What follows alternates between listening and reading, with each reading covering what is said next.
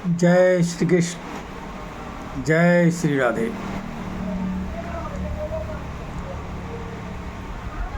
यहाँ पर भगवान श्री कृष्ण गीता के माध्यम से लोगों को कहना चाहते हैं कि भगवान के सिर्फ नाम लेने से, पूजा पाठ करने से इससे कोई लाभ नहीं होगा। कहते हैं जब तक आपको अपने अंदर आत्मा के ज्ञान की प्राप्ति नहीं हो जाती है तब तक लाभ की प्राप्ति नहीं होगी। भगवान का नाम लेने का मतलब है, पूजा पाठ करने का मतलब है कि अपने अंदर को, आत्मा को जानो। अपने आप, जब आप अपने आप को, आत्मज्ञान को जान लेंगे तब आपको मोक्ष की प्राप्ति होगी। सिर्फ भगवान के नाम लेने से अगर कोई सोचे कि मैं स्वर्ग में चले जाऊंगा, भगवान खुश हो जाएंगे, ऐसी नहीं है। भगवान कहते हैं अपने आप को जानो, तो अपने ज्ञान प्राप्त करो। जीवन मिला है ज्ञान को प्राप्ति करने के लिए।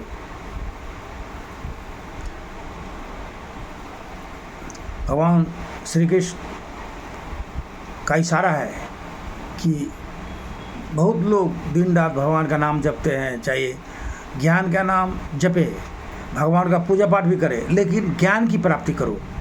जो अच्छा क्या है, बुरा क्या है, कर क्या रहे हो।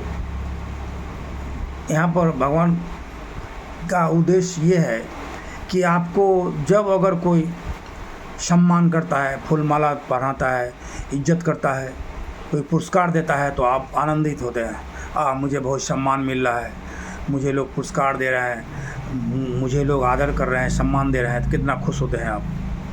और उसी जगह पर आप अगर कोई आपको अगर गाली दे, अगर आपको मारे, तो कितना दुख महसूस करते हैं आप।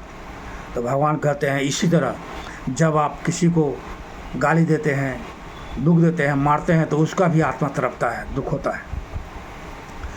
और जब उसको आप सम्मान करते हैं, इज्जत करते हैं, फूल माला पहनाते हैं, उसको आदर करते हैं, तो उसका भी मन खुश होता है। तो यहाँ पर समझना चाहिए कि जो अंदर आत्मा, जो ईश्वर उसके अंदर में है, वही ईश्वर आपके अंदर में भी है।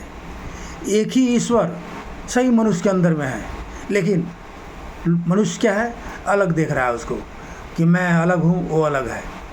यही भगवान समझने के लिए कहते हैं कि अलग कोई नहीं है, सब में वही ईश्वर हैं, और सब के अंदर में वही ईश्वर की शक्ति काम कर रही है। बस वो आप अगर उसको भला बुरा करते हैं तो उसका दिल, आत्मा में चोट पहुंचता है और वो ईश्वर तक जाता है। ऐसा ही जैसे आपका कोई मान अपमान आपको करे तो आपको भी दुख पहुंचता है, वो भी वही ईश्वर तक जाता है। कहते ईश्वर एक ही है, मनुष्य देखने में अलग अलग है, हर अलग अलग है, लेकिन सबके अंदर में एक ही ईश्वर है, ईश्वरीय आत्मा है। भगवान तो यही कहते हैं कि अपना अंदर आत्मा को जानो। हाँ, भगवान कहते हैं मनुष्य बुरा करता है लोभ के कारण, स्वार्थ के कारण। वो अपने लोभ के कारण, स्वार्थ के कारण, किसी का बुरा हो रहा है तो हो, किसी का नुकसान हो रहा है तो हो, मेरा लाभ होना चाहिए। भगवान तो यही कहते हैं यही बुरा है, और इसी का भोग तो वो भोगता है।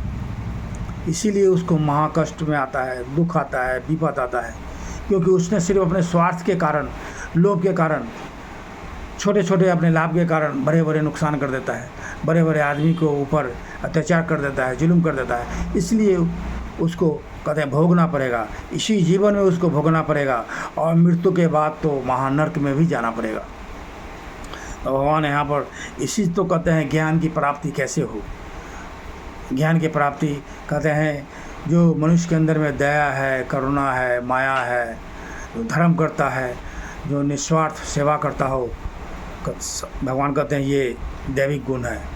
और जो आदमी दुष्ट हो, हिंसा करता हो, जो दूसरे को छीनता हो, अपमान करता हो, कहता है ये दानवीय गुण है, इसको त्याग दे। तो भगवान का कहने का मतलब है जिसके पास ज्ञान की प्राप्ति हो गई उसे समझो मोक्ष की प्राप्ति हो गई।